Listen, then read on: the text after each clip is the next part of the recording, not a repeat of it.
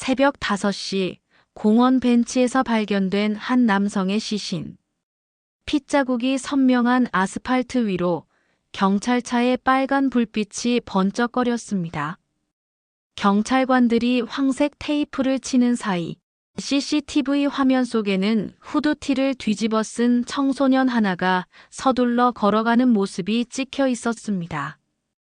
뿌옇게 번진 영상 속 그 뒷모습을 본 한 할머니가 멈칫했습니다. 아니야, 설마. 이순자 할머니의 손에서 리모컨이 떨어졌습니다. TV 속 뉴스는 계속 흘렀고 아나운서는 차분한 목소리로 용의자 수색에 들어갔다고 전했습니다.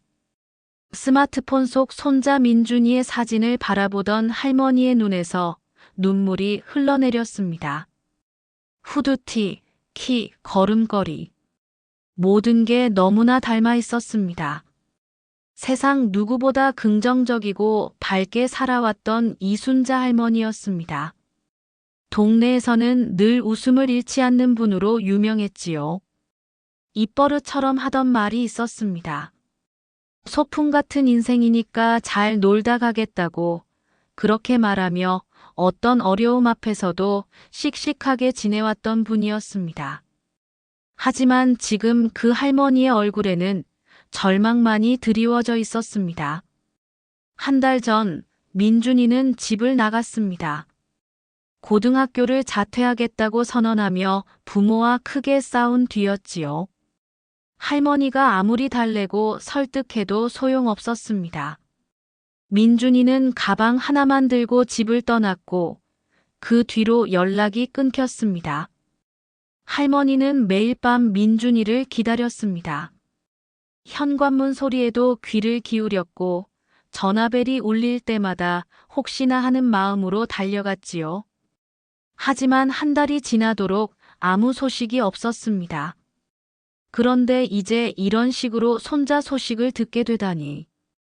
TV 화면 속에서는 현장 리포터가 사건의 잔혹성을 설명하고 있었습니다. 피해자는 30대 남성이었고 둔기로 머리를 맞아 숨진 것으로 추정된다고 했습니다. 범행 동기는 아직 밝혀지지 않았지만 근처에서 발견된 증거물들을 토대로 수사를 진행 중이라고 덧붙였습니다. 이순자 할머니는 소파에 주저앉았습니다. 70평생 이런 충격을 받아본 적이 없었지요. 설마 자신이 그토록 사랑하는 손자가 이런 끔찍한 일에 연루되었을 리는 없다고 생각했습니다. 하지만 CCTV 속 그 뒷모습은 너무나 민준이를 닮아 있었습니다. 휴대폰을 들고 민준이에게 전화를 걸어봤지만 여전히 꺼져 있었습니다. 문자를 보내도 답이 없었지요. 할머니는 창밖을 바라보며 한숨을 내쉬었습니다. 아침 햇살이 방 안으로 스며들어왔지만 할머니의 마음은 깊은 어둠 속에 잠겨 있었습니다. 평생 긍정의 힘으로 살아온 분이었지만 이번만큼은 어떻게 해야 할지 막막했습니다. 동네 사람들이 이 소식을 알게 되면 어떻게 될까요? 그동안 쌓아온 신뢰와 명성이 하루아침에 무너질 수도 있었습니다. 무엇보다 민준이가 정말로 그런 일을 저질렀다면 할머니는 고개를 저었습니다. 그럴 리 없다고, 절대 그럴 리 없다고 되뇌었지요. 하지만 마음 한구석에서는 불안이 자라나고 있었습니다. TV에서는 계속해서 사건 관련 속보가 흘러나왔습니다. 경찰이 용의자 체포에 총력을 기울이고 있다는 내용이었지요. 할머니는 리모컨으로 채널을 돌렸지만 어느 방송국이나 비슷한 뉴스를 내보내고 있었습니다. 이때 현관문에서 초인종이 울렸습니다. 할머니는 깜짝 놀라 문 쪽을 바라봤지요. 혹시 민준이가 돌아온 건 아닐까 하는 희망과 혹시 경찰이 찾아온 건 아닐까 하는 두려움이 동시에 밀려왔습니다. 문을 열어보니 옆집 정숙이 할머니가 서 있었습니다. 평소보다 심각한 표정이었지요. 정숙이 할머니는 조심스럽게 물었습니다. 혹시 뉴스 봤냐고, 그 CCTV 속 사람이 민준이와 닮지 않았느냐고 말입니다. 이순자 할머니는 더 이상 숨길 수 없다는 걸 깨달았습니다. 가장 가까운 친구 앞에서조차 태연한 척할 수 없었지요. 결국 모든 걱정과 불안을 털어놓았습니다. 민준이가 가출한 지 한 달이 되었다는 것, CCTV 속 인물이 민준이와 너무 닮았다는 것, 그래서 밤새 잠을 이루지 못했다는 것까지 모두요. 정숙이 할머니는 조용히 듣고 있었습니다. 평소 소심하고 나서기를 싫어하는 성격이었지만 친구의 고통 앞에서는 그냥 지나칠 수 없었지요. 민준이가 그런 아이가 아니라고, 분명 오해일 거라고 위로했습니다. 하지만 두 할머니 모두 마음 깊숙한 곳에서는 불안이 자라나고 있었습니다. 과연 이 사건이 어떻게 흘러갈지, 민준이는 정말 무사한지, 그리고 이순자 할머니는 이 시련을 어떻게 견뎌낼지, 모든 것이 미지수였습니다. 그렇게 평범했던 일상이 한순간에 깨어졌습니다. 소풍 같다던 인생이 갑자기 폭풍 속으로 빨려 들어간 것 같았지요. 1987년 겨울, 26살의 이순자는 처사이를 잃었습니다. 겨우 돌이 지난 딸아이가 폐렴으로 세상을 떠났지요. 그때 남편은 술에 빠져 집에 들어오지 않았고, 시어머니는 며느리 탓이라며 차가운 말을 퍼부었습니다. 절망의 나날이었습니다. 하지만 순자는 무너지지 않았습니다. 대신 이런 생각을 했지요. 인생이 소풍 같다면 힘든 일도 결국 지나가는 구름 같은 거라고 말입니다. 그렇게 스스로를 달래며 다시 일어섰습니다. 그 뒤로 40여 년간 이순자 할머니는 그 철학을 잃지 않았습니다. 남편이 사업의 실패의 빚더미에 앉았을 때도, 아들이 사고로 일찍 세상을 떠났을 때도, 며느리가 재혼하며 손자를 두고 떠났을 때도 마찬가지였지요. 동네 사람들은 할머니를 신기하게 여겼습니다. 어떤 일이 생겨도 늘 밝은 미소를 잃지 않았거든요. 장 보러 가는 길에도, 병원에 가는 길에도, 심지어 장례식장에서도 누군가를 위로하고 격려하는 모습이었습니다. 특히 손자 민준이에게만큼은 각별했습니다. 부모 없이 할머니 손에서 자란 아이였거든요. 할머니는 민준이를 보며 늘 말했습니다. 인생은 소풍이니까 즐겁게 살자고, 힘든 일이 있어도 웃으며 넘어가자고 했지요. 민준이도 어릴 때는 할머니의 그런 모습을 좋아했습니다. 다른 친구들이 부모한테 혼날 때도 할머니는 늘 따뜻하게 감싸주었거든요. 학교에서 속상한 일이 있어도 할머니와 이야기하면 금세 기분이 나아졌습니다. 하지만 민준이가 고등학생이 되면서 상황이 달라졌습니다. 아이는 할머니의 긍정적인 태도가 답답하게 느껴지기 시작했지요. 진지한 고민을 털어놓아도 할머니는 항상 같은 대답만 했습니다. 괜찮다고, 다 잘 될 거라고, 소풍 같은 인생이니까 즐겁게 살자고 말이지요. 민준이는 할머니에게 따졌습니다. 왜 항상 그런 식으로만 이야기하냐고, 진짜 힘들다고 하는데 왜 들어주지 않냐고 말했습니다. 하지만 할머니는 여전히 미소를 지으며 대답했지요. 힘든 건 다 지나간다고, 웃으며 살면 된다고 했습니다. 결국 민준이는 폭발했습니다. 고등학교를 자퇴하겠다고 선언하며 집을 박차고 나갔지요. 할머니가 아무리 붙잡아도 소용없었습니다. 아이는 할머니의 삶의 방식 자체를 부정하며 떠났습니다. 그런 민준이가 이제 살인 사건의 용의자로 지목된 것입니다. 한편 정숙이 할머니는 완전히 다른 성격이었습니다. 순자 할머니보다 1살 많은 72살이었지만 성격은 정반대였지요. 꼼꼼하고 계획적이며 무엇보다 조심스러웠습니다. 정숙이 할머니는 젊은 시절부터 남 앞에 나서는 걸 싫어했습니다. 모임에서도 항상 뒤쪽에 조용히 앉아 있었고 의견을 물어봐도 남들 말에 그저 고개만 끄덕였지요. 남편도 자식들도 그런 엄마의 성격을 당연하게 여겼습니다. 하지만 정숙이 할머니는 관찰력이 뛰어났습니다.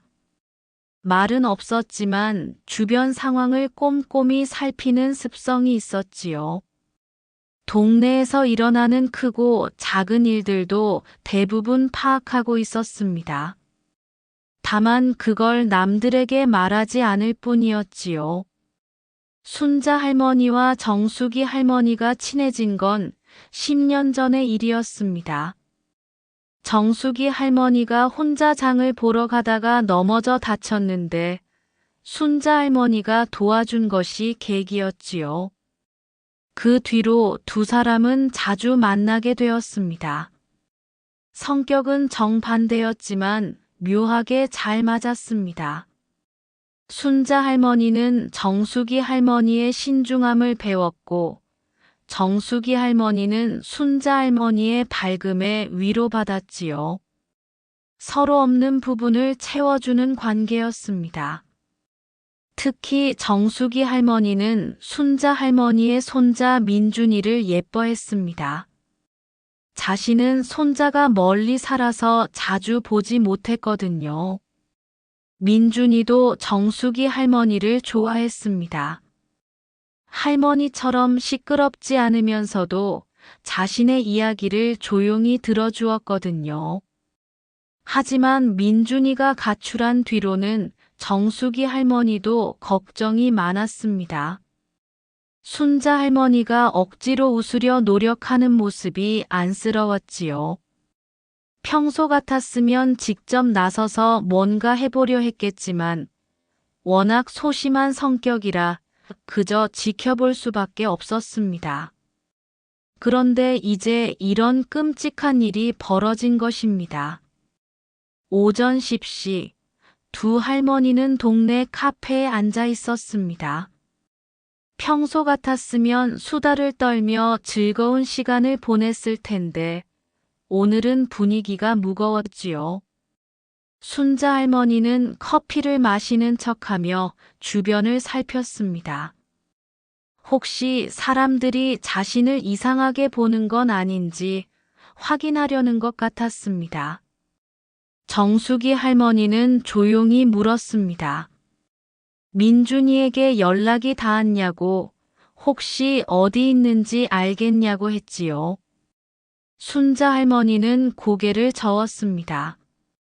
휴대폰도 꺼져 있고 친구들도 모른다고 했습니다. 그때 카페 TV에서 아침 뉴스가 나왔습니다. 어젯밤 살인사건 소식이었지요. 리포터는 경찰이 CCTV를 토대로 용의자를 추적 중이라고 전했습니다. 곧 체포될 것이라는 전망도 덧붙였지요. 순자 할머니의 손이 떨렸습니다. 정숙이 할머니가 그 손을 잡으며 괜찮다고 위로했지요. 하지만 두 할머니 모두 마음은 편치 않았습니다. 카페를 나온 두 할머니는 집으로 향했습니다. 가는 길에 순자 할머니는 걱정을 털어놓았지요. 만약 민준이가 정말 용의자라면 어떻게 해야 할지 모르겠다고 했습니다. 동네 사람들 시선도 걱정되고 무엇보다 민준이가 정말 그런 일을 저질렀을지도 모른다는 생각에 밤잠을 이루지 못하겠다고 말했습니다. 정숙이 할머니는 조심스럽게 대답했습니다. 민준이는 그런 아이가 아니라고 분명 오해일 거라고 했지요. 하지만 속으로는 불안했습니다. 요즘 민준이가 많이 변했거든요. 예전처럼 밝지도 않았고 할머니에게 반항적인 태도를 보이기도 했습니다.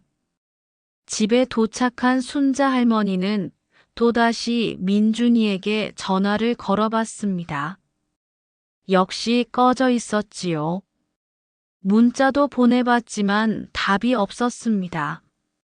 할머니는 한숨을 내쉬며 소파에 앉았습니다.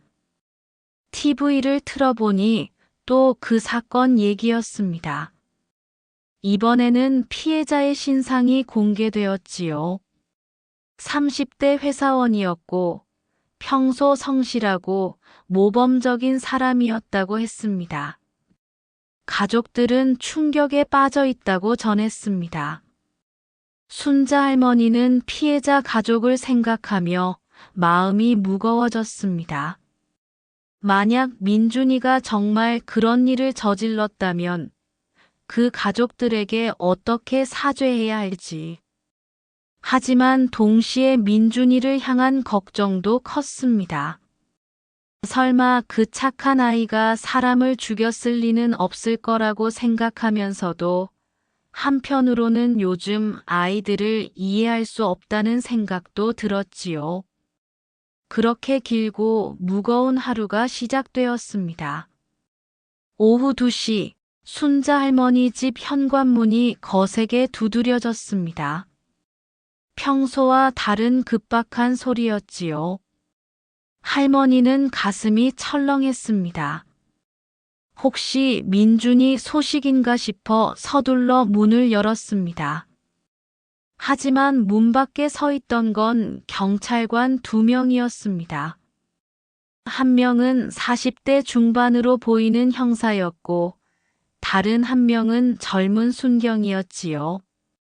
형사는 공손하지만 단호한 목소리로 신분을 밝히며 몇 가지 질문을 하겠다고 말했습니다.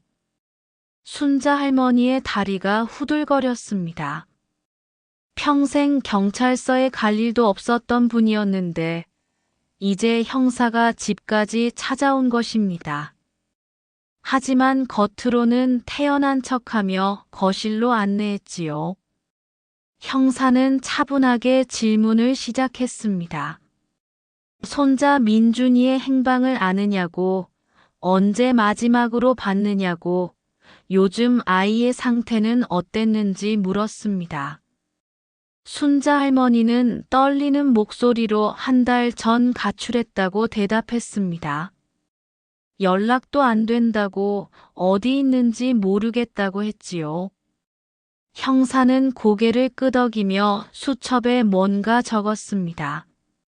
그러면서 민준이가 평소 폭력적인 성향이 있었는지, 학교에서 문제를 일으킨 적은 없는지 추가로 물었습니다. 할머니는 고개를 저었습니다. 민준이는 순한 아이라고, 절대 그런 일을 할 아이가 아니라고 강조했지요. 하지만 형사의 표정은 굳어 있었습니다. CCTV 영상을 보여주며 이 사람이 민준이가 맞는지 확인해달라고 요청했습니다. 화면 속에는 후드티를 입고 서둘러 걸어가는 뒷모습이 나와 있었지요. 순자 할머니는 영상을 보는 순간 숨이 멎는 것 같았습니다. 키도 체형도 걸음걸이도 민준이와 너무나 닮아 있었거든요. 하지만 확신할 수는 없다고 대답했습니다. 얼굴이 안 보이니까 확실하지 않다고 했지요. 형사는 이해한다며 고개를 끄덕였습니다. 그러면서 만약 민준이와 연락이 닿으면 즉시 연락해달라고 당부했습니다. 수사에 협조해야 한다고, 그래야 아이를 위해서도 좋을 거라고 덧붙였지요. 경찰이 떠난 뒤 순자 할머니는 소파에 주저앉았습니다. 온몸에 힘이 빠져 일어날 수가 없었지요. 70년 넘게 살아오면서 이런 일을 당해본 적이 없었습니다. 설마 자신의 손자가 살인 사건에 연루될 줄은 꿈에도 생각 못했지요. 급히 정숙이 할머니에게 전화를 걸었습니다. 경찰이 다녀갔다고 민준이 때문에 조사를 받았다고 말했지요. 정숙이 할머니는 놀라며 바로 오겠다고 답했습니다. 20분 뒤 정숙이 할머니가 도착했습니다. 순자 할머니는 그제야 억눌렀던 감정이 터져 나왔습니다. 평생 긍정적으로 살아왔는데 이제 어떻게 해야 할지 모르겠다고 울먹였지요. 동네 사람들이 알게 되면 뭐라고 할지, 민준이는 정말 어디서 뭘 하고 있는지 걱정이라고 토로했습니다. 정숙이 할머니는 조용히 친구를 달랬습니다. 아직 확실한 건 아니라고 민준이를 믿어보자고 했지요. 하지만 속으로는 걱정이 컸습니다. CCTV 영상 속 인물이 정말 민준이와 닮아 있었거든요. 저녁 시간이 되자 더 큰 시련이 기다리고 있었습니다. 동네 부녀회 회장인 김 여사가 찾아온 것입니다. 김 여사는 평소에도 동네 소식에 밝고 간섭하기 좋아하는 성격이었지요. 김 여사는 돌려 말하듯 운을 뗐습니다. 오늘 경찰차가 이 동네에 왔다더라고. 혹시 무슨 일이냐고 물었지요. 순자 할머니는 당황하며 별일 아니라고 대답했습니다. 하지만 김 여사는 계속 추궁했습니다. 결국 김 여사는 본론을 꺼냈습니다. 뉴스에 나온 그 사건 말인데 용의자가 이 동네 아이라는 소문이 있다고 했지요. 혹시 민준이와 관련이 있는 거냐고 직접적으로 물었습니다. 순자 할머니는 얼굴이 빨갛게 달아올랐습니다. 그런 말도 안 되는 소리를 어디서 들었냐고, 민준이는 그런 아이가 아니라고 강하게 부인했지요. 하지만 김 여사는 의심의 눈초리를 거두지 않았습니다. 김 여사가 돌아간 뒤 순자 할머니는 절망에 빠졌습니다. 벌써 동네에 소문이 돌고 있다는 얘기였거든요. 내일이면 모든 사람이 알게 될 게 뻔했지요. 그동안 쌓아온 신뢰와 명성이 하루아침에 무너지는 기분이었습니다. 정숙이 할머니는 친구를 위로하려 했지만 쉽지 않았습니다. 평소 같았으면 뭔가 적극적으로 도움을 주고 싶었겠지만 워낙 소심한 성격이라 어떻게 해야 할지 막막했지요. 밤이 되자 상황은 더욱 악화되었습니다. 뉴스에서 추가 속보가 나온 것입니다. 경찰이 용의자의 신원을 거의 파악했다고, 곧 공개 수배에 들어갈 예정이라고 전했지요. 순자 할머니는 TV 앞에서 벌벌 떨었습니다. 만약 민준이의 사진이 뉴스에 나온다면 어떻게 될까요? 온 나라 사람들이 손자를 범죄자로 보게 될 텐데 과연 견딜 수 있을까 싶었습니다. 그때 휴대폰이 울렸습니다. 순자 할머니는 혹시 민준이인가 싶어 달려가 전화를 받았지요. 하지만 상대방은 민준이의 고등학교 담임 선생님이었습니다. 담임 선생님은 조심스럽게 말을 꺼냈습니다.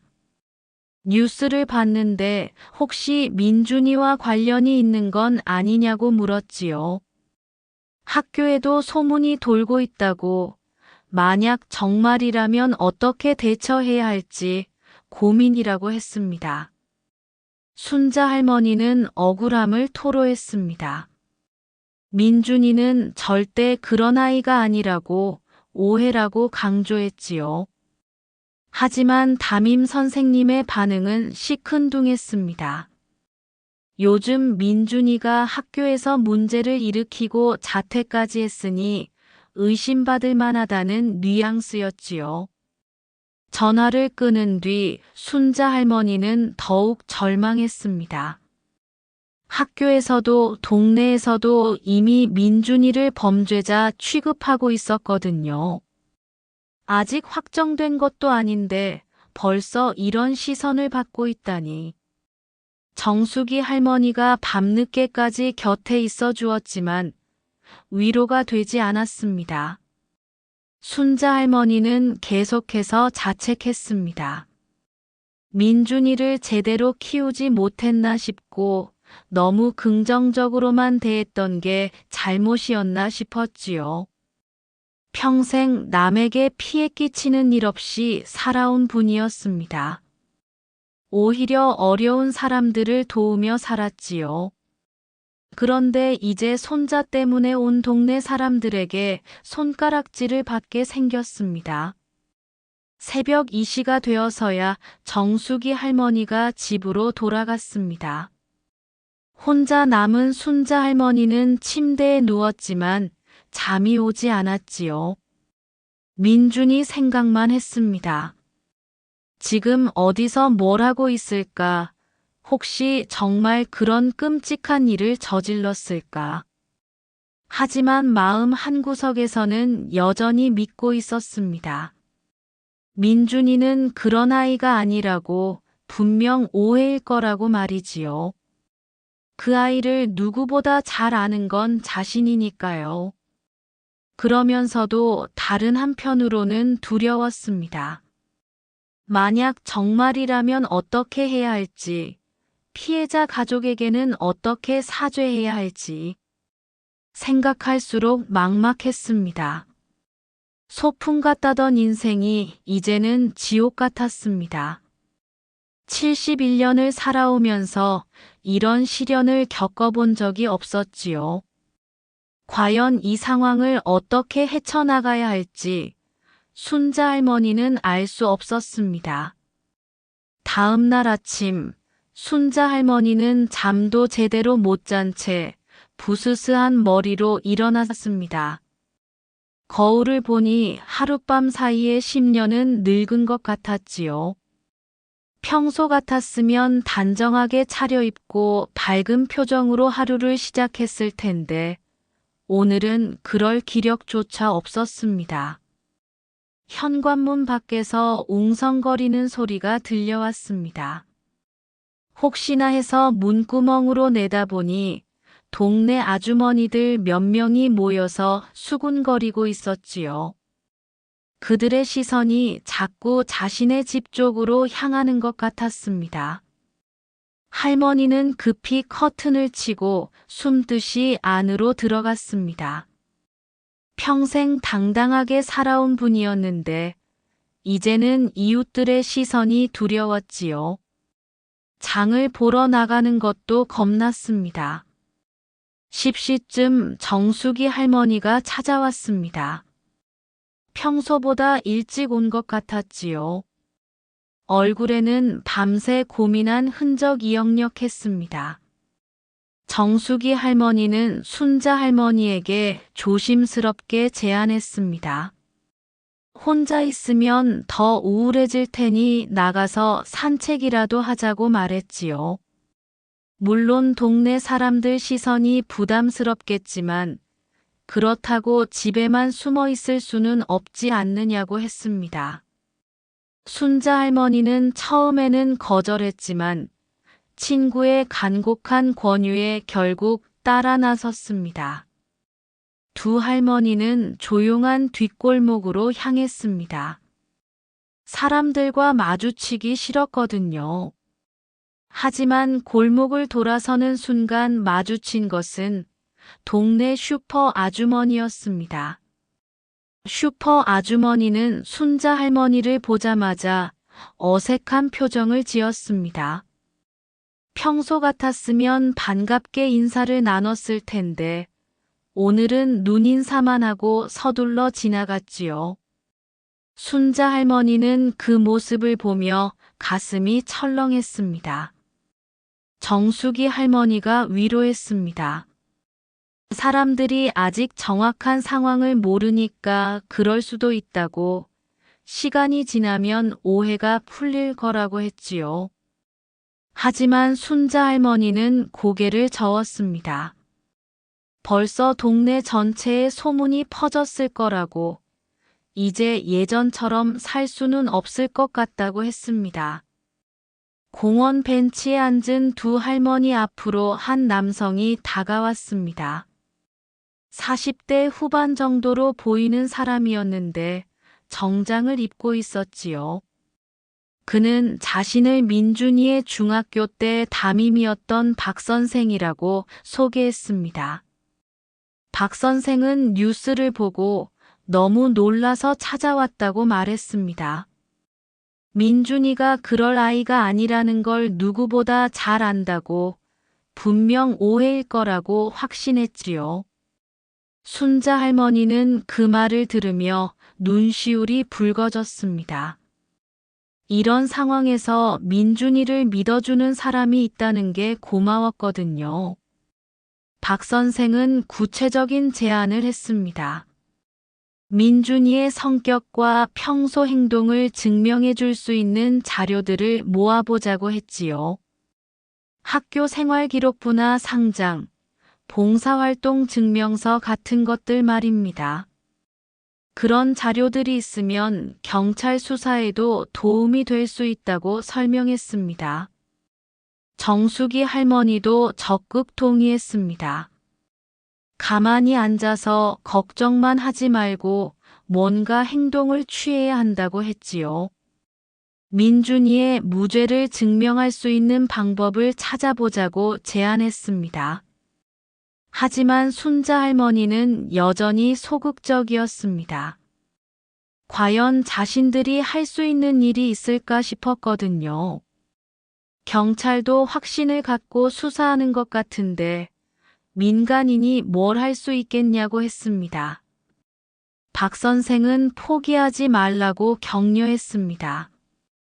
민준이를 가장 잘 아는 사람은 가족이라고, 그 아이의 진짜 모습을 세상에 알려야 한다고 했지요.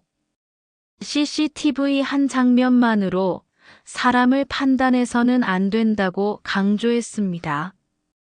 정숙이 할머니는 갑자기 뭔가 떠오른 듯 말했습니다. 며칠 전 공원 근처에서 이상한 사람을 봤다고 했지요. 평소 보지 못했던 사람이었는데 행동이 수상했다고 덧붙였습니다. 박 선생이 자세히 물어보자 정숙이 할머니는 더 구체적으로 설명했습니다. 3일 전 저녁 산책을 하다가 공원 쪽에서 한 남자를 봤다고 했지요. 20대 후반 정도로 보였는데 계속 주변을 두리번거리며 불안해하는 것 같았다고 했습니다. 순자 할머니는 의외라는 표정을 지었습니다. 평소 정숙이 할머니는 이런 이야기를 잘하지 않았거든요. 소심한 성격이라 확실하지 않은 일은 말하지 않으려 했지요. 하지만 이번에는 달랐습니다. 정숙이 할머니는 평소보다 적극적으로 자신이 본 것을 설명했습니다. 그 남자가 민준이와는 전혀 다른 체형이었다고, 키도 더 작고 머리 스타일도 달랐다고 했지요. 박 선생은 흥미롭게 들었습니다. 혹시 그 사람을 다시 볼 수 있느냐고 물었지요. 정숙이 할머니는 모르겠다고 했지만 계속 그 근처를 지켜보겠다고 약속했습니다. 오후에 세 사람은 민준이 방을 정리하며 증거 자료를 찾아봤습니다. 서랍 속에는 중학교 때 받은 상장들이 있었지요. 모범 학생상, 봉사활동상 같은 것들이었습니다. 또 민준이가 직접 쓴 일기장도 발견했습니다. 일기를 읽어보니 민준이의 진짜 모습이 드러났습니다. 할머니를 사랑하는 마음, 미래에 대한 고민, 친구들과의 우정 등이 솔직하게 적혀 있었지요. 폭력적이거나 반사회적인 내용은 전혀 없었습니다. 순자 할머니는 일기를 읽으며 울었습니다. 민준이가 자신을 이렇게 생각하고 있었다는 걸 처음 알았거든요. 겉으로는 반항적이었지만 속마음은 여전히 할머니를 사랑하는 손자였습니다. 박 선생은 이런 자료들을 복사해서 경찰서에 제출하자고 제안했습니다. 민준이의 인격을 증명할 수 있는 중요한 증거라고 했지요. 정숙이 할머니도 동의하며 내일 함께 경찰서에 가자고 했습니다. 저녁 시간에 박 선생이 돌아간 뒤 두 할머니는 차분히 이야기를 나눴습니다. 정숙이 할머니는 오늘 하루 종일 평소와 달리 적극적이었지요. 순자 할머니도 그 변화를 느꼈습니다. 정숙이 할머니는 솔직하게 말했습니다. 평생 남 앞에 나서기를 싫어했지만 친구가 이렇게 힘들어하는 모습을 보니 가만히 있을 수 없다고 했지요. 민준이도 자신에게는 손자나 다름없다고, 그 아이를 위해서라면 뭐든 할 수 있다고 했습니다. 순자 할머니는 고마워했습니다. 이런 어려운 시기에 곁에 있어주는 친구가 있다는 게 얼마나 든든한지 모르겠다고 했지요. 혼자였다면 벌써 포기했을 거라고 솔직히 털어놓았습니다. 하지만 여전히 불안했습니다. 내일 뉴스에서 민준이 얼굴이 공개될지도 모른다는 두려움이 컸거든요. 그렇게 되면 정말 돌이킬 수 없는 상황이 될 것 같았습니다. 정숙이 할머니는 위로했습니다. 아직 포기하기는 이르다고, 민준이를 믿고 끝까지 함께 해보자고 했지요. 그리고 내일부터는 더 적극적으로 진실을 찾아보겠다고 다짐했습니다. 그날 밤 순자 할머니는 오랜만에 깊은 잠에 들었습니다. 혼자가 아니라는 안도감 때문이었지요. 정숙이 할머니와 박 선생 같은 사람들이 있다는 것만으로도 큰 힘이 되었습니다. 하지만 새벽에 다시 깨어났습니다. 민준이 꿈을 꾸었거든요. 꿈속에서 민준이는 울고 있었습니다. 할머니를 찾으며 도움을 청하고 있었지요. 할머니는 그 아이를 안아주고 싶었지만 꿈속에서는 닿을 수 없었습니다. 꿈에서 깬 할머니는 다시 한번 다짐했습니다. 반드시 민준이의 무죄를 증명해내겠다고, 그 아이를 구해내겠다고 말이지요. 이제는 혼자가 아니니까 할 수 있을 거라고 믿었습니다. 다음 날 오전, 순자 할머니와 정숙이 할머니는 박 선생과 함께 경찰서로 향했습니다. 손에는 민준이의 상장과 일기장, 그리고 성적표 등을 담은 봉투를 들고 있었지요. 순자 할머니는 긴장으로 손이 떨렸지만 정숙이 할머니가 곁에서 용기를 북돋아 주었습니다. 경찰서 접수대에서 담당 형사를 만나자고 했을 때 직원의 표정이 이상했습니다. 잠깐만 기다리라며 어디론가 전화를 걸더니 곧 어제 집에 왔던 그 형사가 나타났습니다. 형사는 세 사람을 조사실로 안내했습니다. 하지만 표정이 어제와는 달랐지요. 더 굳어 있었고 어딘지 당황스러워 보였습니다. 박 선생이 민준이의 인격을 증명할 자료들을 가져왔다고 설명하자 형사는 난처한 표정을 지었습니다. 형사가 입을 열었습니다.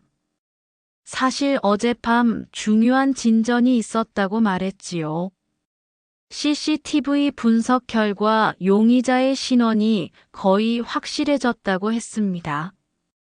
그런데 그 사람이 민준이가 아니라는 것이었습니다. 순자 할머니는 순간 무슨 말인지 이해하지 못했습니다. 민준이가 아니라니, 그럼 왜 어제까지 의심을 받았던 건지 물었지요. 형사는 미안하다며 설명했습니다. 추가 CCTV를 확보해서 분석한 결과 용의자는 민준이보다 키가 5cm 정도 작은 다른 청소년이었다고 했습니다. 정숙이 할머니가 반가워하며 물었습니다. 그럼 이제 민준이는 완전히 무혐의인 거냐고 말이지요. 하지만 형사의 대답은 예상과 달랐습니다. 아직 완전히 배제할 수는 없다고, 민준이도 여전히 참고인 조사 대상이라고 했습니다. 박 선생이 항의했습니다. 용의자가 다른 사람이라고 확인됐는데 왜 아직도 의심하느냐고 물었지요. 형사는 당황하며 대답했습니다. 민준이가 사건 당일 그 근처에 있었을 가능성이 여전히 남아있다고, 완전히 알리바이가 확인될 때까지는 조사를 계속해야 한다고 했습니다. 순자 할머니는 어리둥절했습니다. 기뻐해야 할지, 아직도 걱정해야 할지 몰랐거든요. 분명 좋은 소식인 것 같은데, 왜 형사는 여전히 조심스러운 태도를 보이는 걸까요? 형사가 추가로 설명했습니다. 진짜 용의자를 체포하기 위해서는 민준이의 증언이 필요할 수도 있다고 했지요.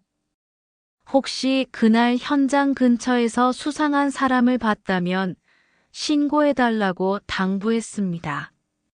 세 사람이 경찰서를 나온 뒤 박 선생은 반가워했습니다.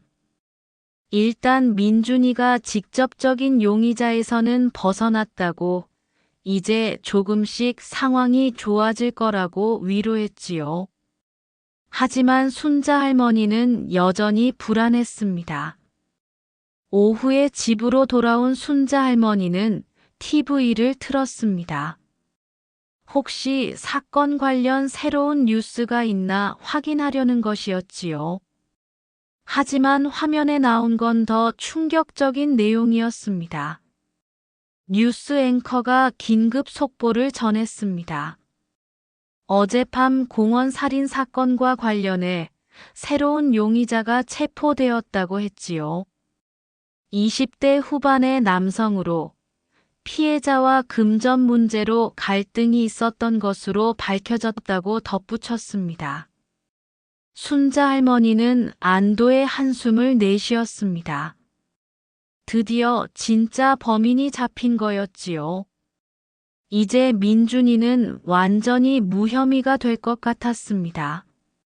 급히 정숙이 할머니에게 전화를 걸어 소식을 전했습니다. 하지만 기쁨도 잠시, 곧 더 큰 충격이 기다리고 있었습니다.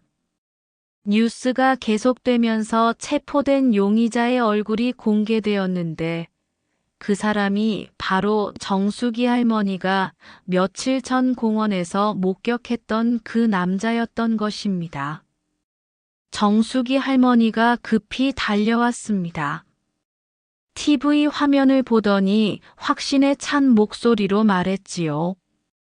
바로 이 사람이라고, 3일 전 저녁 공원에서 수상하게 행동하던 바로 그 남자라고 했습니다.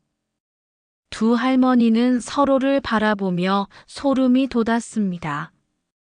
정숙이 할머니가 실제 범인을 목격했던 것이었거든요. 만약 그때 신고했다면 사건이 더 빨리 해결됐을지도 모르는 일이었지요.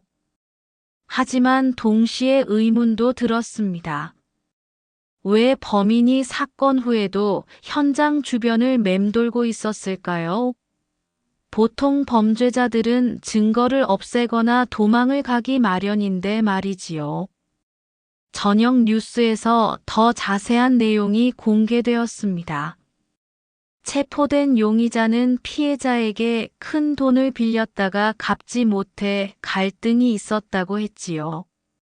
사건 당일 피해자를 만나 다투다가 충동적으로 범행을 저질렀다고 자백했다고 전했습니다. 하지만 이상한 점이 있었습니다. 용의자는 범행 후 현장을 떠났다가 며칠 뒤 다시 돌아왔다고 했지요. 경찰은 범인이 증거 인멸을 위해 되돌아온 것으로 추정한다고 발표했습니다. 순자 할머니는 이제야 완전히 안심이 되었습니다. 민준이와는 전혀 관련 없는 사건이었던 것이지요. 하지만 동시에 복잡한 감정이 들었습니다. 그동안 민준이를 의심했던 자신이 부끄럽기도 했고, 동네 사람들의 시선이 여전히 부담스럽기도 했습니다. 정숙이 할머니는 친구를 위로했습니다. 이제 모든 게 해결되었으니 예전처럼 밝게 살라고, 동네 사람들도 곧 오해를 풀 거라고 했지요. 하지만 순자 할머니는 여전히 마음이 무거웠습니다. 그날 밤 순자 할머니는 민준이에게 또다시 전화를 걸어봤습니다. 이제 안전하다는 소식을 전하고 싶었거든요. 하지만 여전히 전화는 꺼져 있었습니다. 문득 궁금해졌습니다. 민준이는 지금 이 상황을 알고 있을까요? 뉴스를 보고 자신이 의심받았다는 걸 알았을까요? 그렇다면 왜 아직도 연락을 하지 않는 걸까요? 새로운 걱정이 생겼습니다. 혹시 민준이가 자신 때문에 할머니가 고생한다는 걸 알고 더 멀리 떠난 건 아닐까요? 아니면 다른 이유로 연락을 할 수 없는 상황인 건 아닐까요? 정숙이 할머니도 같은 생각을 하고 있었습니다. 사건은 해결되었지만 정작 민준이는 여전히 행방불명이라는 사실이 새삼 걱정되었지요. 이제 경찰도 민준이 찾기에 적극적으로 나서지 않을 것 같았습니다. 박 선생에게도 전화를 걸어 상황을 알렸습니다. 박 선생은 다행이라며 기뻐했지만 동시에 민준이를 빨리 찾아야 한다고 걱정했지요.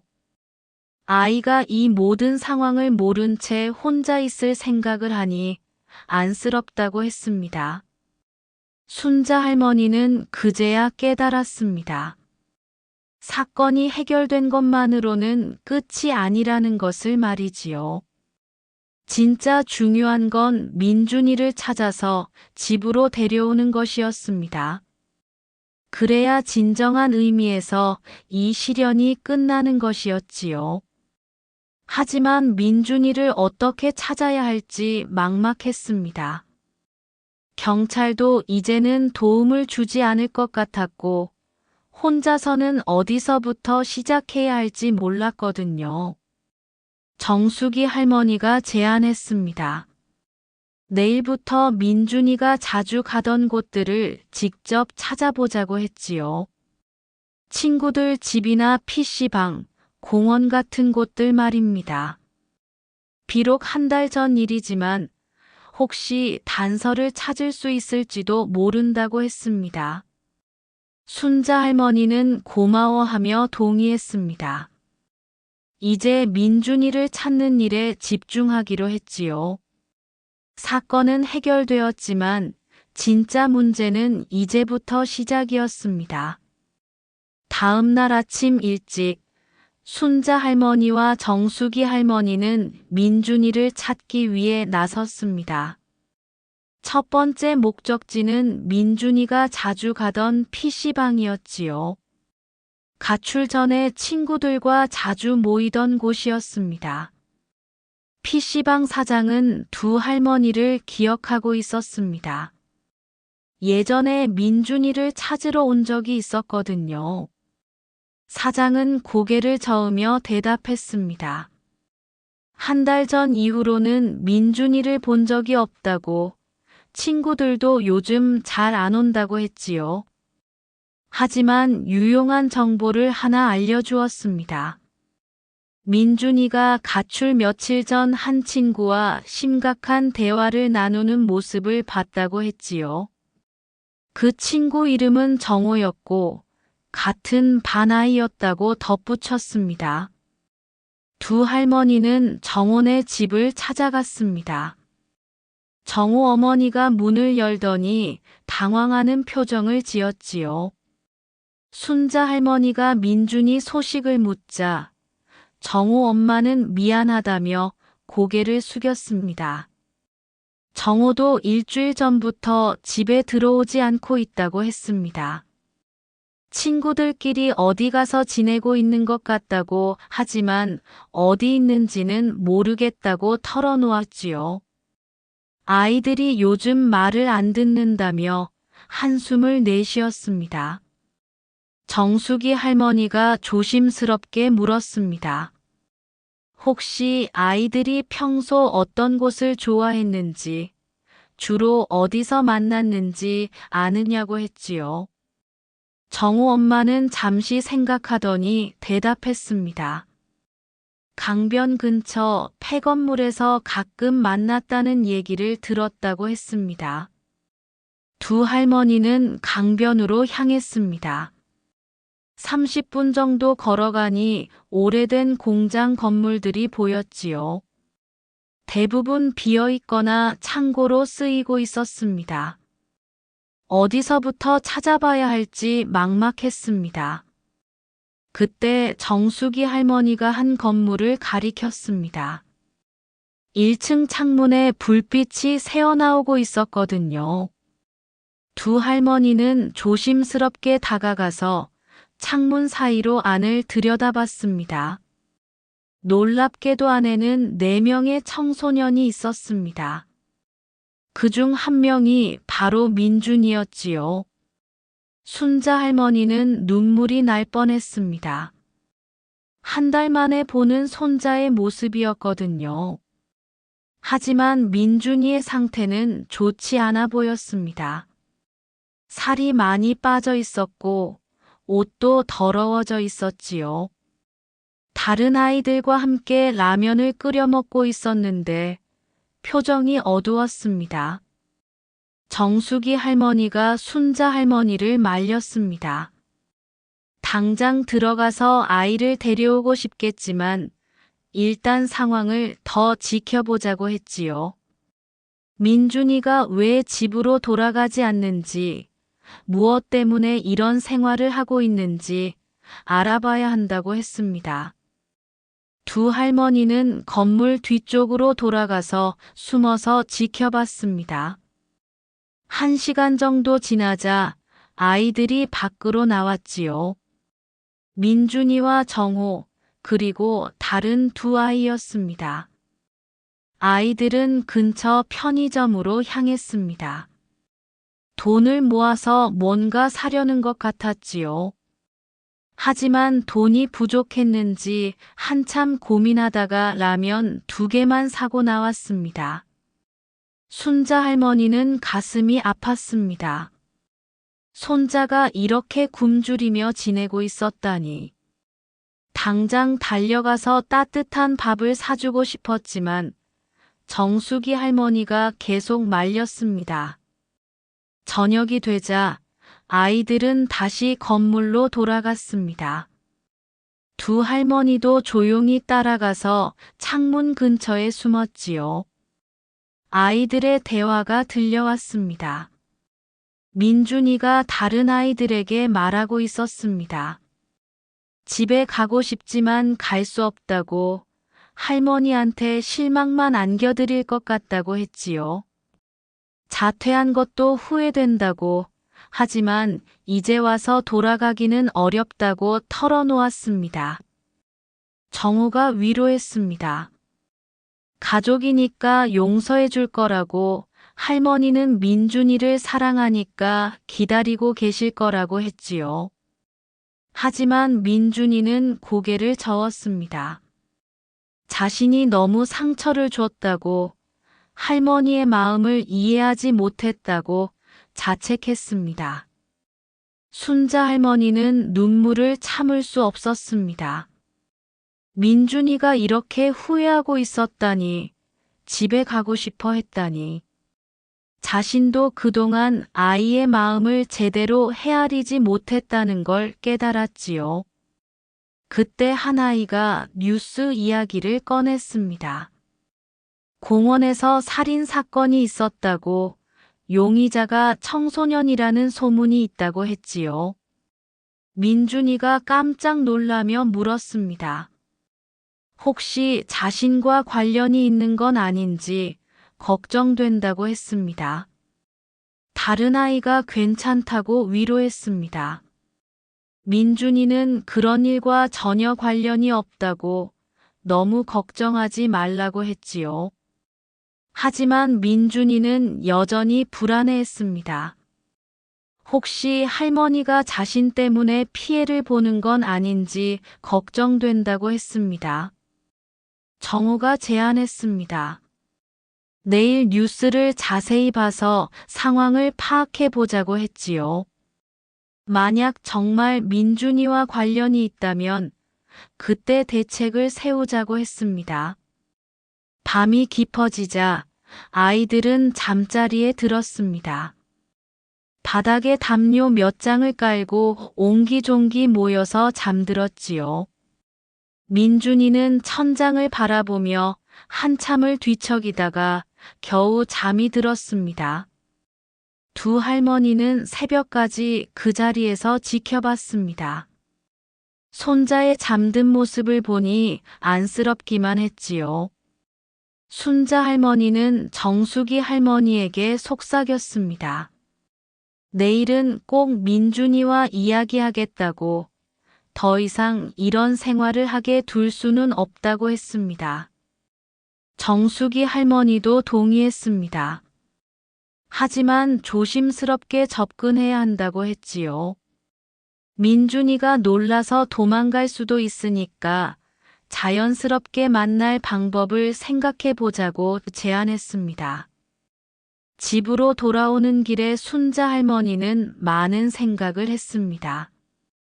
그동안 자신이 민준이에게 어떤 할머니였는지, 정말 아이의 마음을 이해하려 했는지 반성하게 되었지요.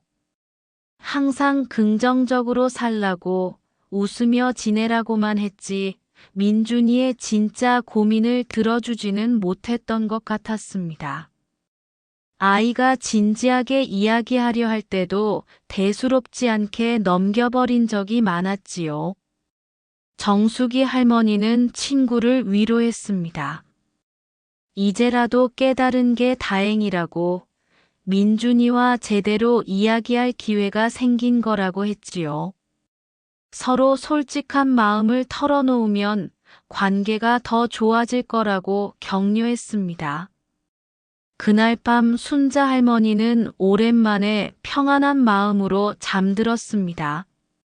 민준이가 무사하다는 걸 확인했고, 아이도 집에 오고 싶어 한다는 걸 알았거든요. 내일은 반드시 손자와 화해하겠다고 다짐하며 눈을 감았습니다.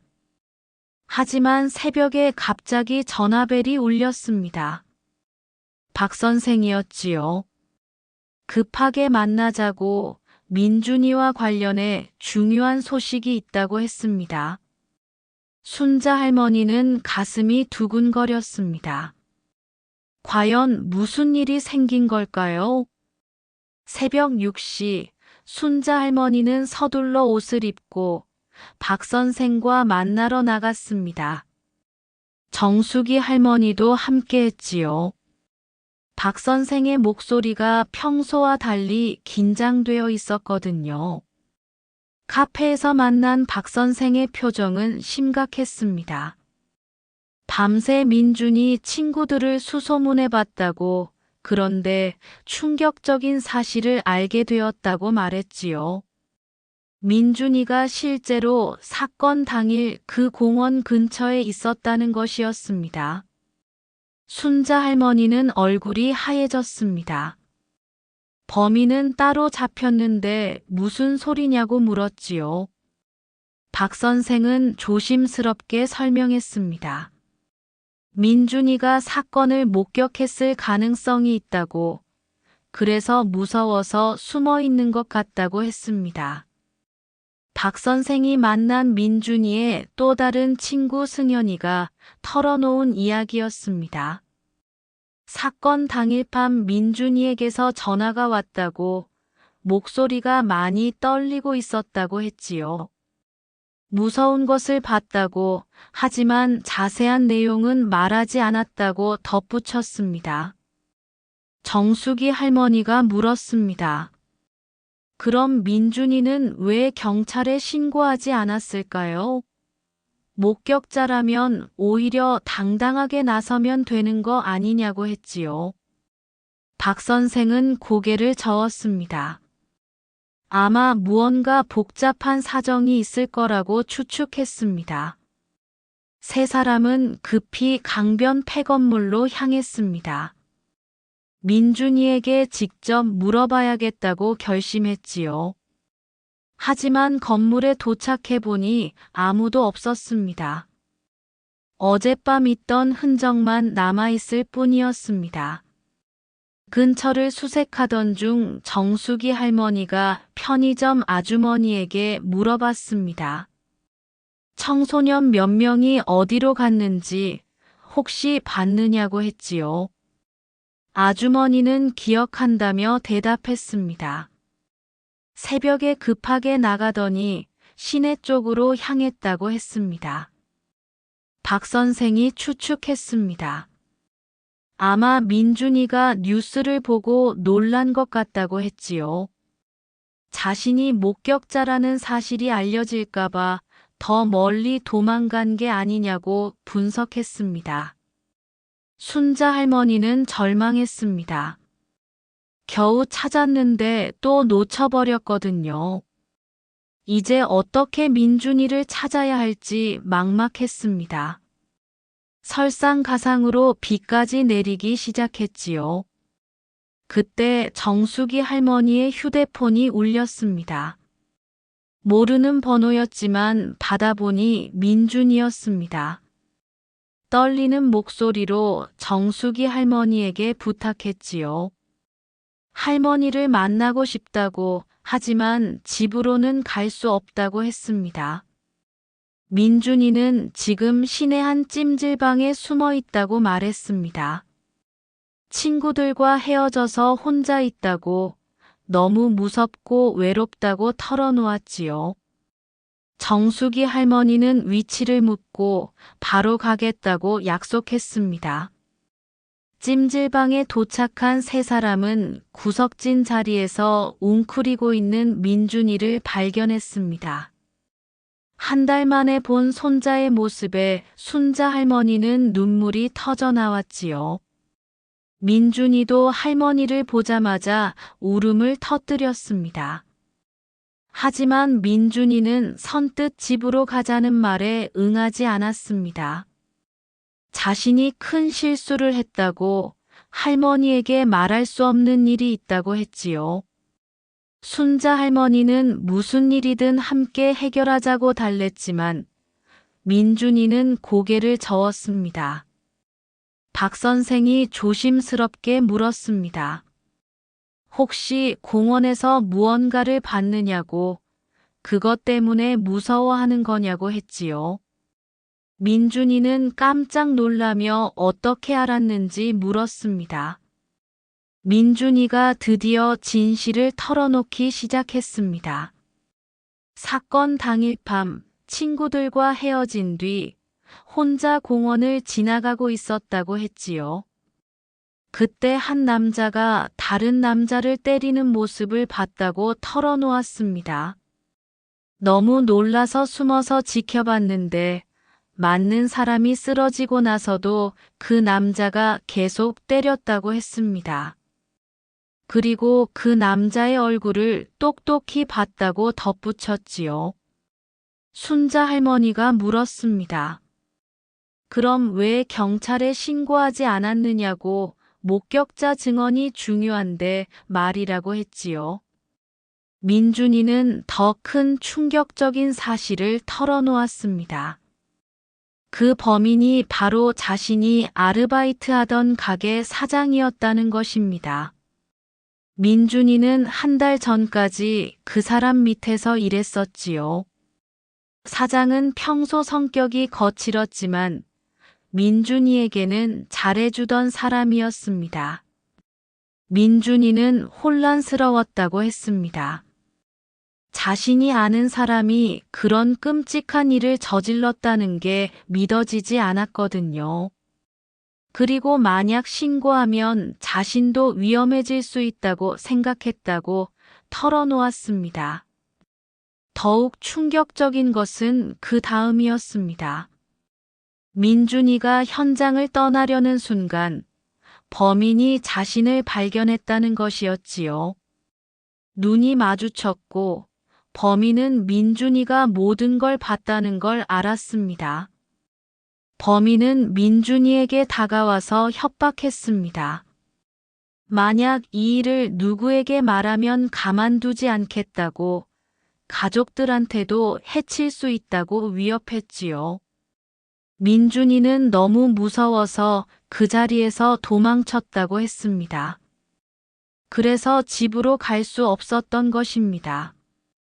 범인이 자신을 찾아올까봐, 할머니에게 피해가 갈까봐 두려웠거든요. 친구들과 함께 숨어 지내면서 상황이 정리되기를 기다렸다고 설명했습니다. 박 선생이 안도하며 말했습니다. 그 범인은 이미 체포되었다고, 이제 안전하다고 했지요. 민준이는 믿을 수 없다는 표정을 지었습니다. 정말이냐고, 이제 집으로 가도 되느냐고 물었습니다. 순자 할머니는 민준이를 꽉 안아주었습니다. 이제 모든 걸 알겠다고, 무서웠을 텐데 잘 견뎠다고 위로했지요. 민준이도 할머니 품에서 한참을 울었습니다. 하지만 민준이는 또 다른 걱정을 털어놓았습니다. 자신 때문에 할머니가 경찰 조사도 받고 동네에서 손가락질도 받았다는 걸 안다고 했지요. 정말 미안하다고, 용서해달라고 빌었습니다. 순자 할머니는 오히려 자신이 미안하다고 했습니다. 민준이의 마음을 제대로 이해하지 못했다고, 항상 긍정적으로만 살라고 강요했던 게 잘못이었다고 사과했지요. 이제부터는 민준이의 말을 진짜로 들어주겠다고 약속했습니다. 정숙이 할머니도 감동받아 눈물을 흘렸습니다. 평생 이런 드라마틱한 상황을 겪어본 적이 없었거든요.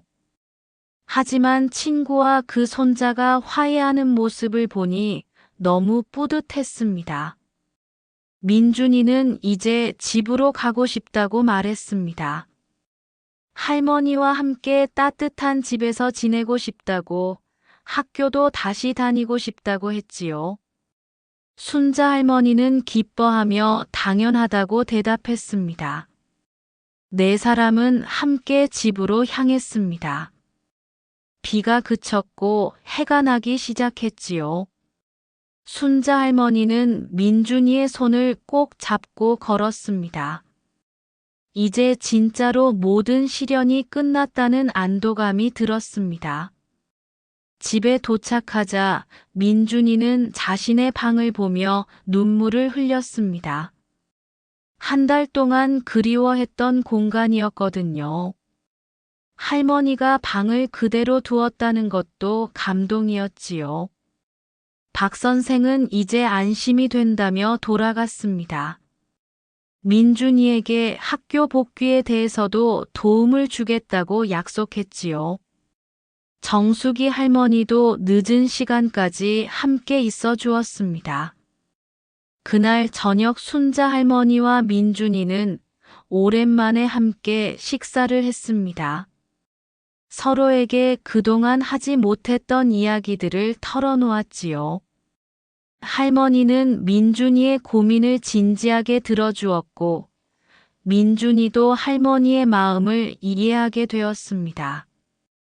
무엇보다 중요한 깨달음이 있었습니다. 소풍 같은 인생이란 항상 웃기만 하는 게 아니라 힘들 때 서로 의지하고 함께 극복해 나가는 것이라는 것을 말이지요. 한 달 후, 봄이 완연한 어느 토요일 오후였습니다. 순자 할머니는 부엌에서 민준이가 좋아하는 잡채를 만들고 있었지요. 손자가 학교에서 돌아올 시간이 가까워지고 있었습니다. 민준이는 박 선생의 도움으로 학교에 복귀했습니다. 처음에는 친구들의 시선이 부담스러웠지만 시간이 지나면서 차츰 적응해 갔지요. 무엇보다 할머니가 든든한 지지자가 되어 주었기 때문이었습니다. 현관문이 열리며 민준이가 들어왔습니다. 예전과 달리 밝은 표정이었지요. 할머니에게 다가와서 오늘 있었던 일들을 자연스럽게 이야기했습니다. 수학 시험을 잘 봤다는 것, 친구들과 점심시간에 재미있게 놀았다는 것들을 말이지요. 순자 할머니는 민준이의 이야기를 끝까지 들어주었습니다. 예전처럼 성급하게 조언하거나 긍정적인 말로만 대답하지 않았지요. 민준이가 힘들어하는 부분은 공감해주고 고민이 있을 때는 함께 생각해 주었습니다. 저녁 식사를 하며 민준이가 물었습니다. 할머니는 정말 달라진 것 같다고, 예전보다 훨씬 편하다고 했지요. 순자 할머니는 웃으며 대답했습니다. 자신도 많이 배웠다고, 민준이 덕분에 인생을 다시 생각해보게 되었다고 했습니다. 그때 정숙이 할머니가 찾아왔습니다. 요즘은 거의 매일 들르는 단골 손님이 되었지요. 예전보다 훨씬 활발해진 모습이었습니다. 이번 사건을 통해 자신감을 얻게 된 것 같았습니다. 정숙이 할머니는 민준이에게 반가워하며 인사했습니다. 공부는 잘 되느냐고, 학교 생활은 어떠냐고 관심을 보였지요. 민준이도 정숙이 할머니를 진짜 가족처럼 여기게 되었습니다. 세 사람은 거실에 앉아 차를 마시며 이야기를 나눴습니다. 정숙이 할머니가 최근 동네 소식을 전했지요. 김 여사가 그동안의 오해에 대해 사과했다는 것, 슈퍼 아주머니도 민준이가 돌아왔다며 기뻐했다는 것들을 말했습니다. 순자 할머니는 감사하다고 했습니다. 그 어려운 시기에 정숙이 할머니가 곁에 있어주지 않았다면 견뎌내지 못했을 거라고 했지요. 정숙이 할머니도 자신이 더 고맙다고 대답했습니다. 평생 소극적으로만 살았는데 이번 일을 통해 용기를 얻게 되었다고 했습니다. 민준이가 두 할머니를 바라보며 말했습니다. 정말 고맙다고, 자신 때문에 고생했을 텐데 끝까지 포기하지 않고 찾아주어서 감사하다고 했지요.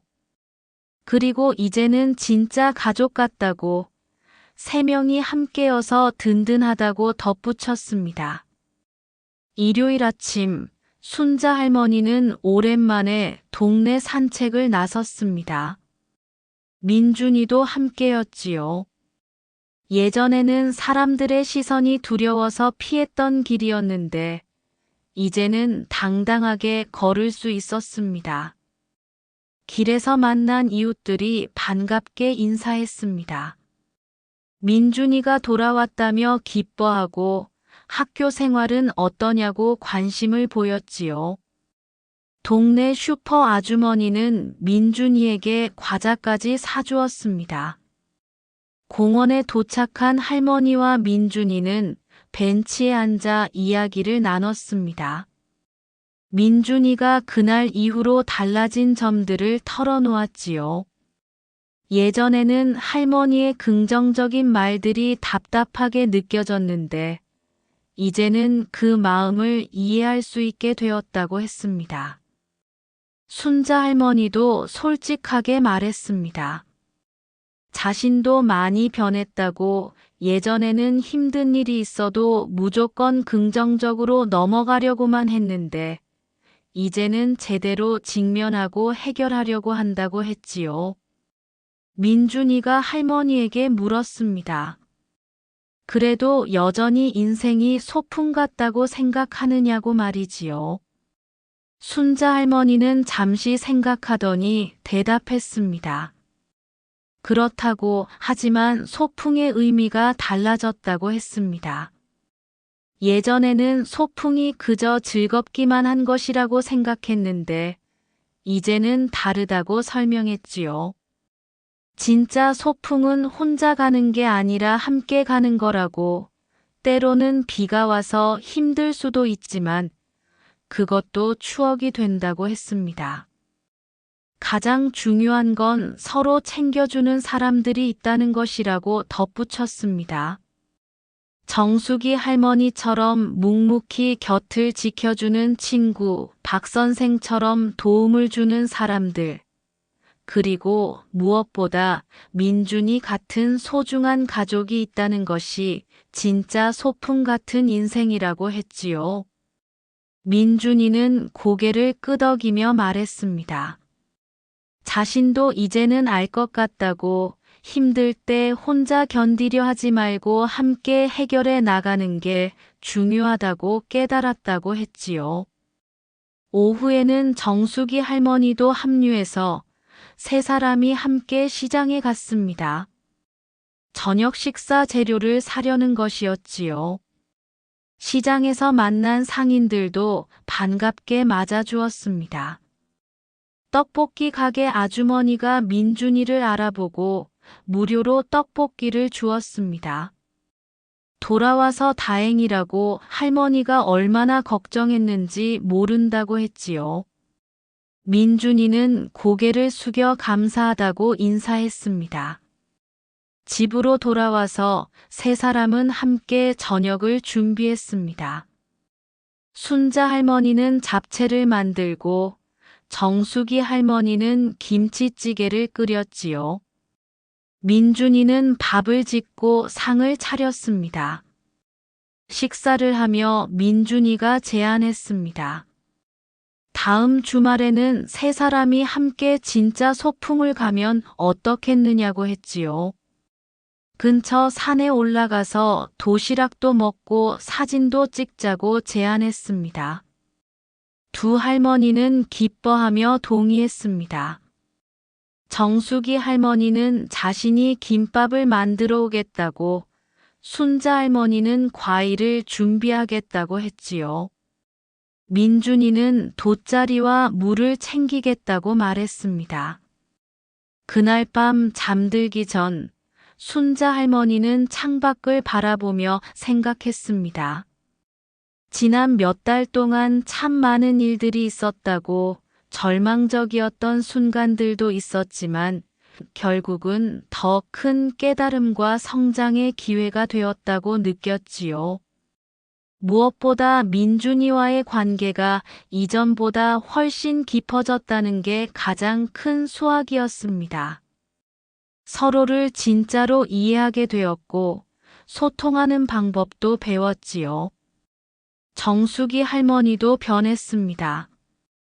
평생 소극적이었던 분이 이제는 적극적으로 사람들과 어울리고 자신의 의견도 당당하게 표현하게 되었지요.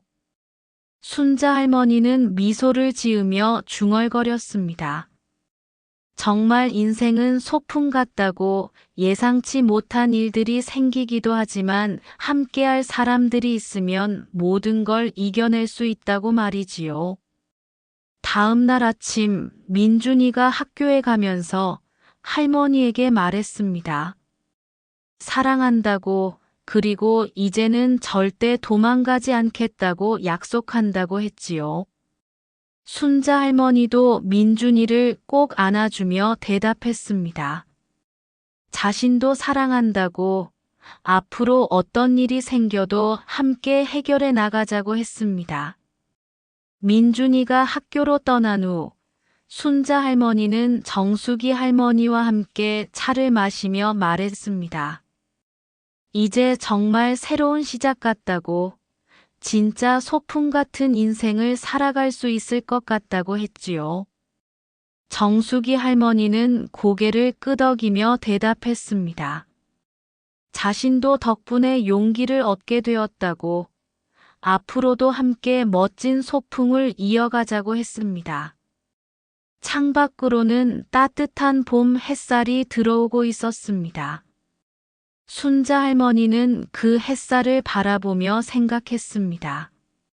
소풍은 혼자 오는 게 아니라 함께 와야 재밌는 거라고, 그리고 그 소풍은 지금 막 시작되었다고 말이지요. 여러분도 혹시 인생이 힘들고 막막하게 느껴질 때가 있나요? 그럴 때 순자 할머니처럼 혼자 견디려 하지 마세요.